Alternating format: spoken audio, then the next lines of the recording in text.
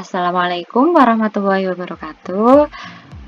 Gimana kabar anak-anak semua di rumah? Semoga tetap sehat selalu ya. Nah, kita ketemu lagi walaupun melalui suara Bu Una.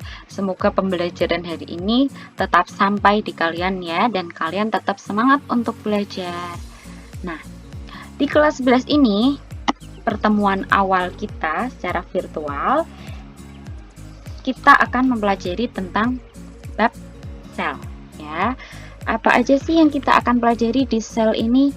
Nah, sel itu adalah bagian terkecil dari makhluk hidup. Makanya kenapa ini ada gambar mitokondria, ada gambar DNA, ada gambar retikulum endoplasma, ada gambar kloroplas atau plastida. Nah, ini semua yang akan kita pelajari di bab pertama di kelas 11. Nah, langsung aja ya, kita akan belajar tentang sel. Apa sih sebenarnya sel itu? Nah, kita baca dulu pengertiannya. Bisa disimak di LKS kalian ya, dibuka halaman 5. Sel merupakan bagian terkecil dari makhluk hidup. Jadi adanya makhluk hidup itu berasal dari sesuatu yang namanya sel. Ya, nanti di buku kalian ada beberapa sejarah penemuan tentang sel. Tapi kita bahas sel dulu ini. Kalian pasti kelas 10 sudah belajar tentang tingkat organisasi kehidupan dari yang paling kecil sampai yang paling besar. Coba diingat-ingat lagi ya, tingkat organisasi kehidupan yang paling kecil itu adalah sel. Ya. Kemudian setelah sel akan membentuk suatu jaringan. Kemudian akan membentuk suatu organ. Kemudian ada sistem organ, kemudian ada organisme, kemudian populasi, kemudian komunitas,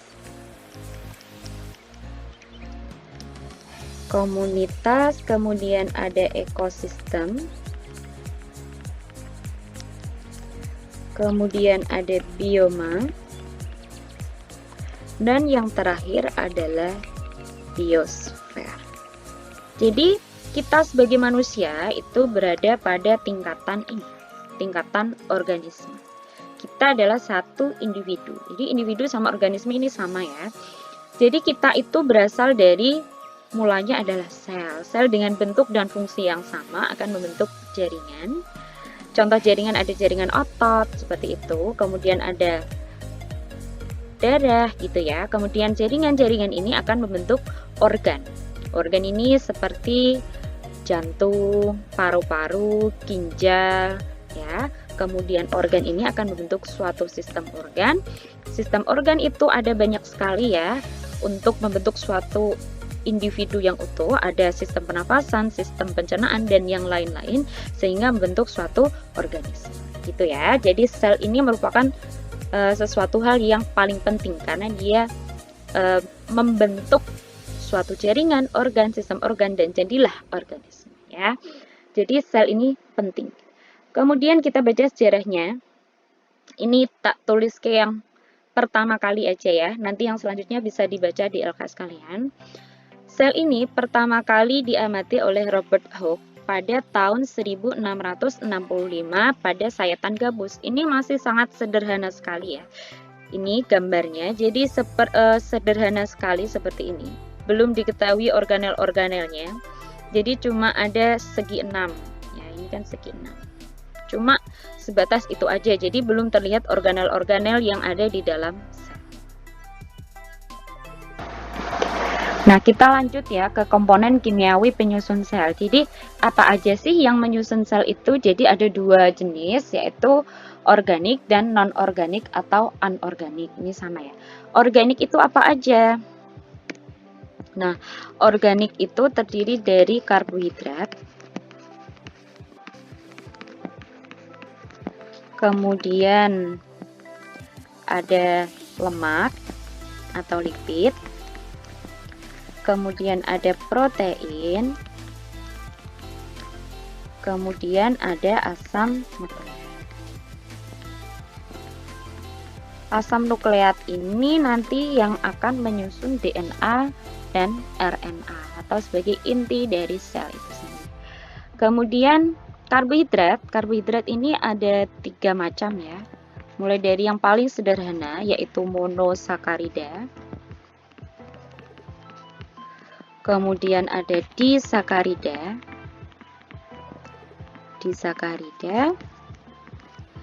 dan ada polisakarida.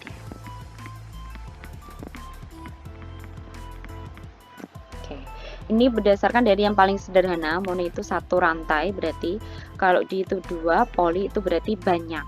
Monosakarida itu contohnya apa aja? Jadi contohnya itu ada fruktosa seperti itu. Kalau polisakarida yang paling sempurna ini contohnya ada amilum atau zat. Kalau yang non-organik ini apa aja?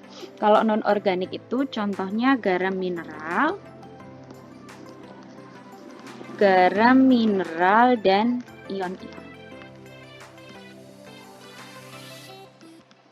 Ini dua-duanya sama dibutuhkan oleh sel. Ini yang menyusun keseluruhan dari sel. Oke, kita lanjut ke pembahasan selanjutnya, yaitu struktur dan fungsi organel sel. Tetapi sebelum masuk ke fungsi organel sel, kita akan belajar tentang struktur sel. Jadi, struktur sel itu ada dua jenis ya. Yang pertama ada prokaryotik dan yang kedua ada eukaryotik. Bedanya apa sih prokaryotik dan eukaryotik? Kalau prokaryotik itu dia tidak punya membran inti.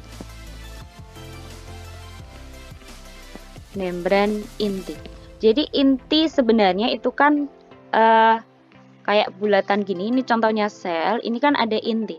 Tetapi kalau prokaryotik itu dia tidak punya inti ini. Jadi dia tidak punya. Jadi isi dari inti sel langsung menyebar ke seluruh selnya dia.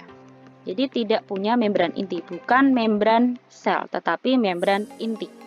Nah, kalau eukaryotik itu kebalikan dari prokaryotik. Jadi itu dia mempunyai membran inti. Jadi intinya ini, isi dari inti ini dia diselimuti oleh suatu membran. Makanya disebut eukaryotik. Nah, kita lihat lebih jelasnya di gambar ini ya. Kalau prokaryotik itu contohnya adalah bakteri. Satu-satunya yang prokaryotik itu adalah bakteri atau monera. Nah, kita lihat di gambarnya, ini kan ada kayak benang ya. Ini tidak ada membran yang menyelimuti. Ini adalah nukleoid atau DNA atau RNA ya, DNA atau RNA. Ini untuk mewariskan sifat si bakteri ini. Ini dia tidak punya membran yang menyelimuti. Jadi isi dari inti itu nyebar di seluruh selnya bakteri. Jadi bakteri itu terdiri dari satu sel karena dia itu kecil ya. Jadi isi dari inti langsung nyebar. Beda lagi sama yang gambar sebelahnya. Gambar sebelahnya ini adalah contoh dari eukaryotik, sel hewan. Ini adalah inti atau nukleus. Bisa dilihat ya. Kalau ini kan tidak ada yang membatasi antara DNA ini dengan lingkungan luar atau sitoplasma. Tapi bisa dilihat ini, nukleus ini atau inti sel ada suatu membran sehingga isi dari inti ini tidak menyebar atau tidak menyatu dengan sitoplasma. Sitoplasma itu adalah cairan di dalam sel. Jadi dia punya ruangan khusus sebagai inti. Tetapi kalau prokaryotik dia tidak punya ruangan khusus inti, jadi langsung nyebar dengan sitoplasma. Sampai sini paham ya bedanya prokaryotik dan eukaryotik.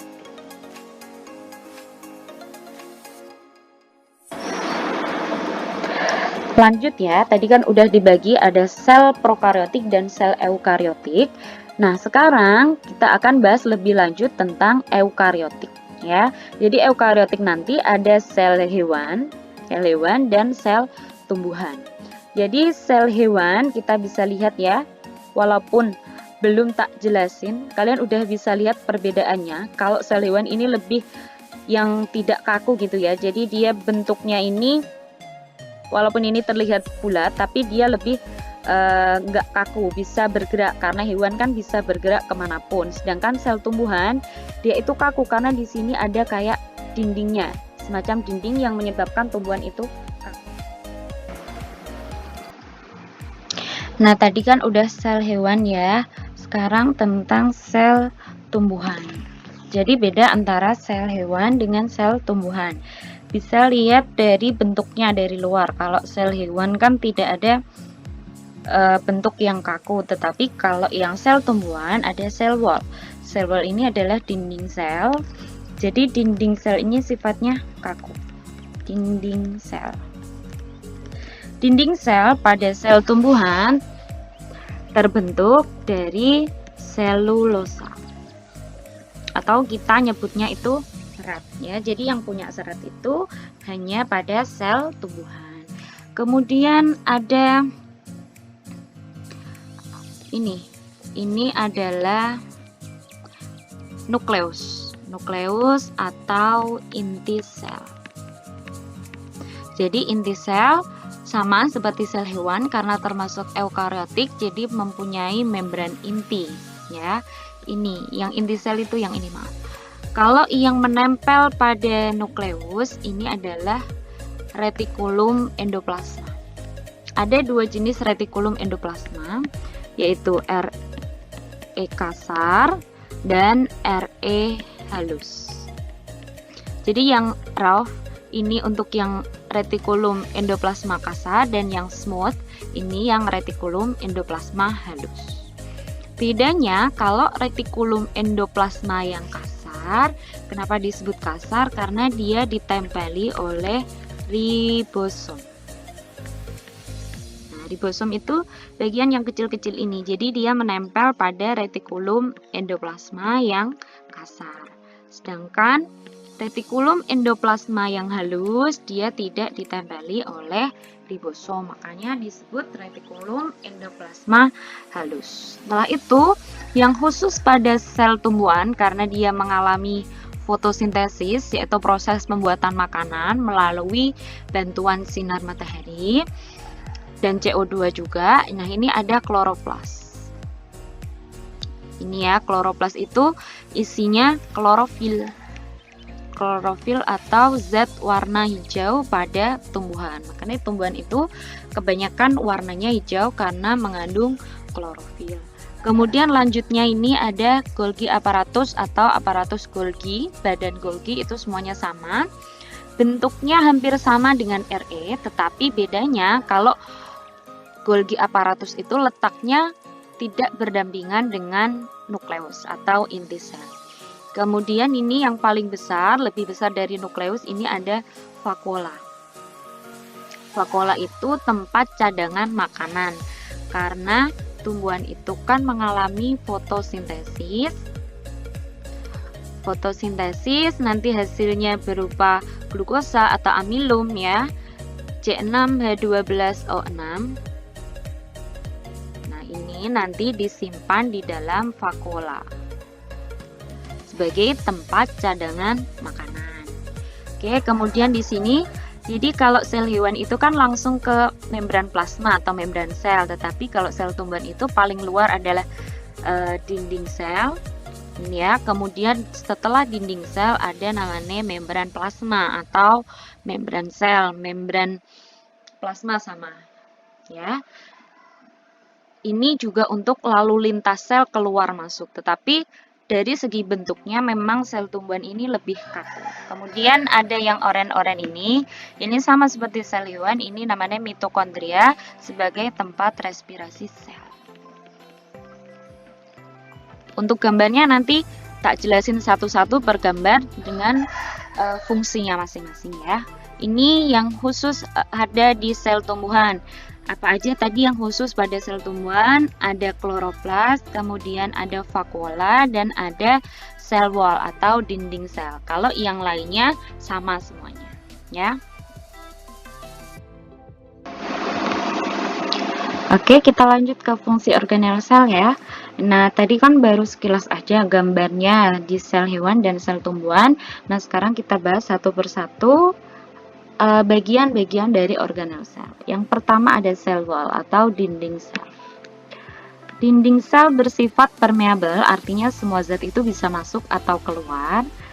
Berfungsi sebagai pelindung dan pemberi bentuk tubuh. Makanya dia terlihat kaku ya, tebal. Sel-sel yang mempunyai dinding sel antara lain bakteri, cendawan itu adalah jamur atau fungi, kemudian ganggang atau protista, ini yang protista mirip tumbuhan ya, dan tumbuhan itu sendiri. Nah, kelompok makhluk hidup tersebut mempunyai sel dengan bentuk yang jelas dan kaku atau rigid. Nah, sel wall ini atau dinding sel ini kan ada di beberapa makhluk hidup ya, seperti bakteri, fungi atau jamur, ganggang dan tumbuhan. Tapi penyusunnya itu beda-beda. Kalau di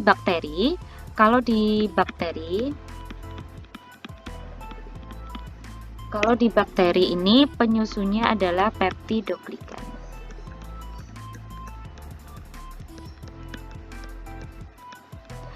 Kalau di fungi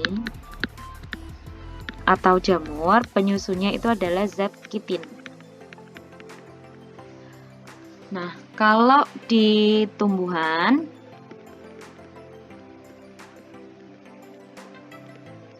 penyusunnya adalah selulosa.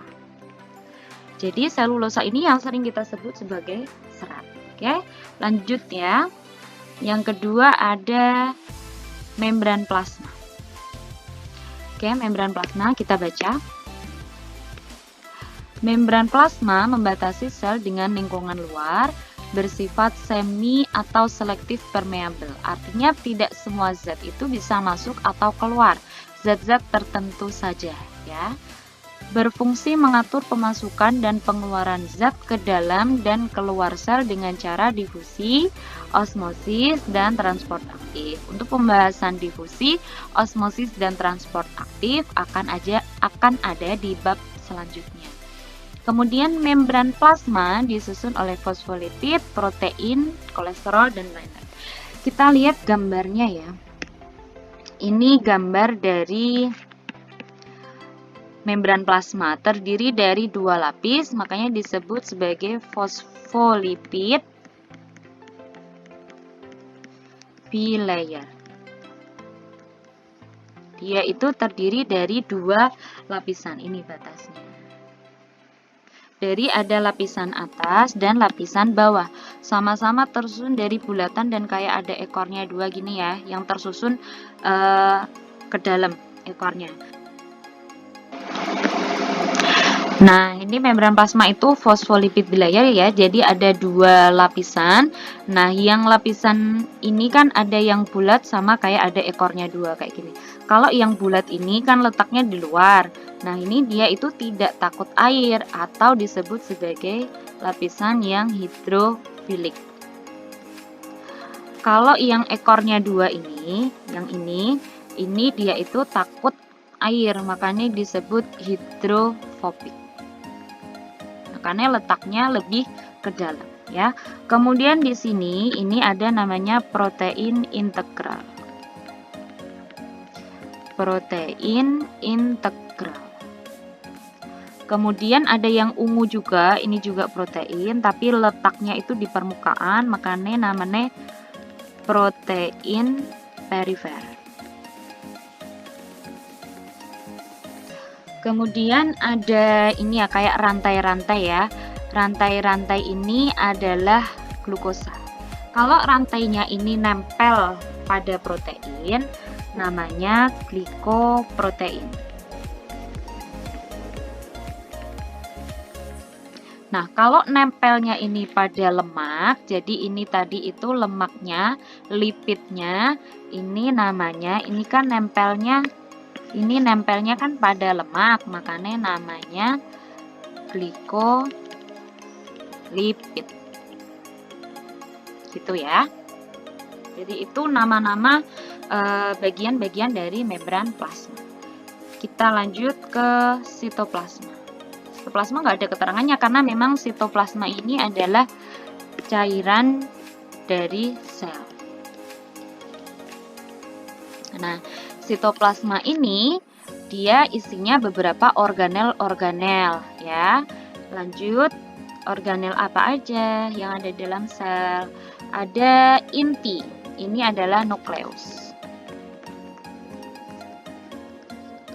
Nukleus atau inti sel. Baca ya. Inti bertugas mengendalikan semua aktivitas sel mulai metabolisme hingga pembelahan sel. Pada sel eukariotik, inti diselubungi oleh membran inti atau karioteka, rangkap dua dan berpori. Sedangkan pada sel prokariotik, inti tidak memiliki membran. Kemarin sudah tadi udah Bu Una jelasin ya.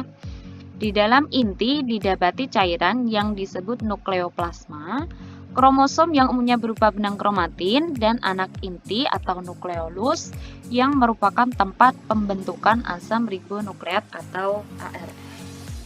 Ya, jadi nuclear envelope ini adalah membran intinya untuk menyelubungi inti sel. Kemudian ada nuclear pores, ini adalah lubang-lubang kecil yang ada di permukaan nukleus. Ini khusus pada sel eukariotik seperti pada penjelasannya. Kemudian nukleolus adalah anak inti, sedangkan nukleoplasma adalah cairan di dalam inti. Kalau kromatin ini adalah benang-benang DNA yang menyatu kemudian menjadi kromatin. Kromatin menjadi kromosom untuk mewariskan sifat dari sel itu. Ya. Kemudian lanjut ke RE. Retikulum endoplasma. Ya, tadi udah Bu Una jelasin kalau retikulum endoplasma itu ada dua jenis, retikulum endoplasma kasar dan retikulum endoplasma halus. Organel ini berupa sistem membran yang berlipat-lipat, menghubungkan antara membran sel dengan membran inti dan berperan dalam proses transport zat intrasel.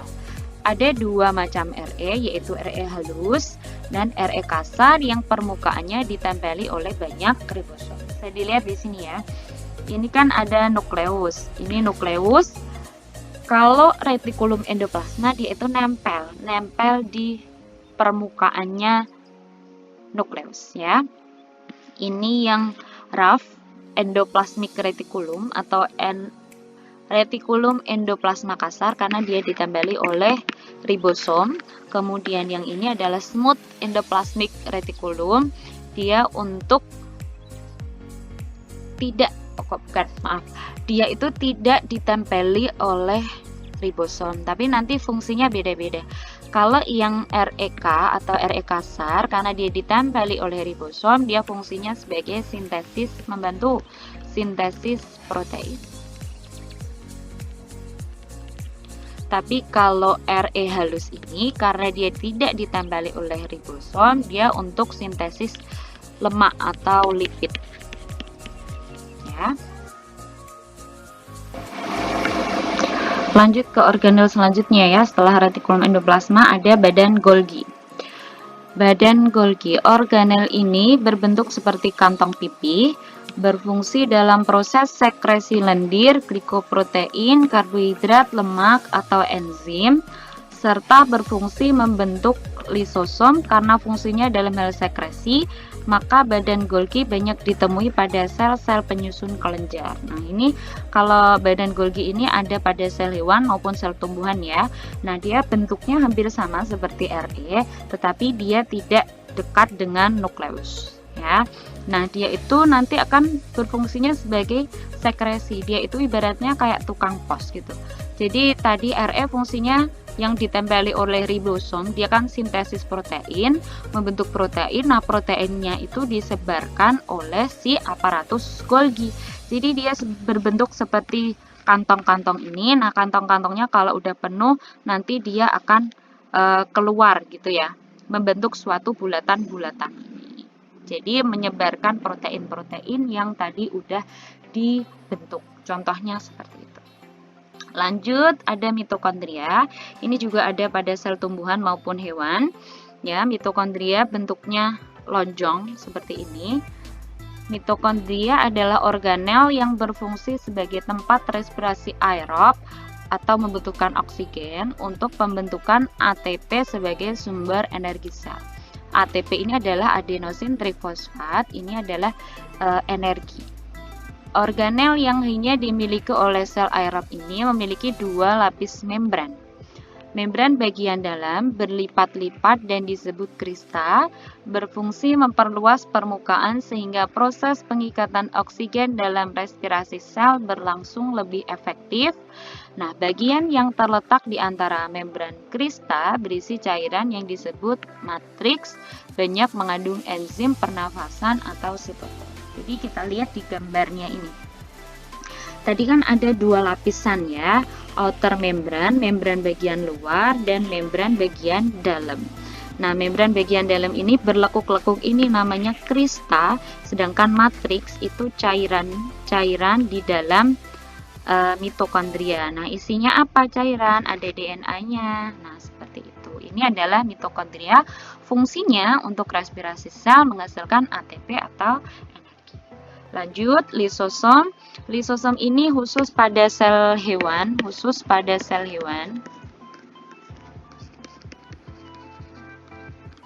Nah, fungsinya adalah sebagai pencernaan intrasel. Pencernaan intraseluler. Ya, pencernaan di dalam sel. Lanjut, ada plastida atau kloroplas. Nah, ini merupakan organel yang umumnya berisi pigmen. Kemarin udah tak jelasin singkat ya. Jadi kalau plastida itu ada beberapa pigmen. Nah, plastida berisi pigmen klorofil disebut kloroplas, berfungsi sebagai organel utama penyelenggara proses fotosintesis.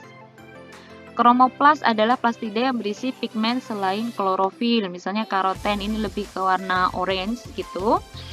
Kemudian plastida yang tidak berwarna disebut leukoplas, termodifikasi sedemikian rupa sehingga berisi bahan organik.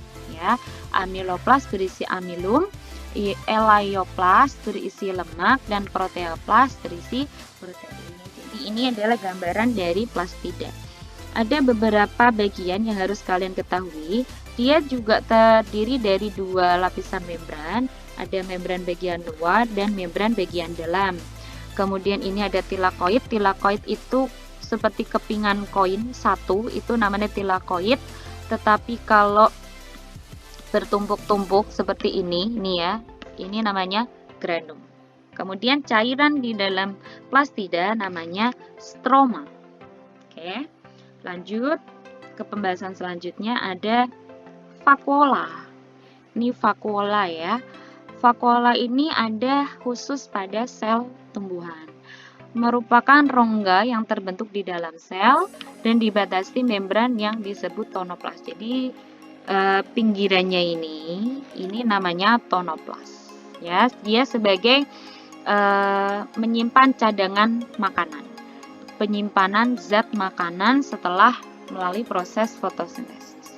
Dan lanjut ada ribosom. Ribosom tadi kan ada yang nempel pada RE, tapi juga ada yang tersebar luas di sitoplasma. Ini sebagai tempat sintesis protein, merupakan contoh organel yang tidak bermembran.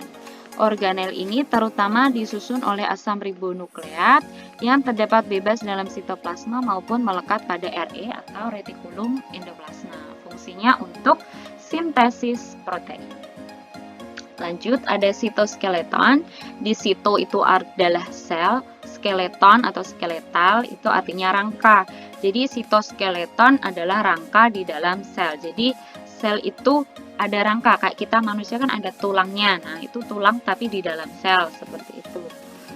Kita lihat ada beberapa jenis sitoskeleton, ada yang bentuk mikrotubulus. Tubulus itu berarti bentuknya tabung.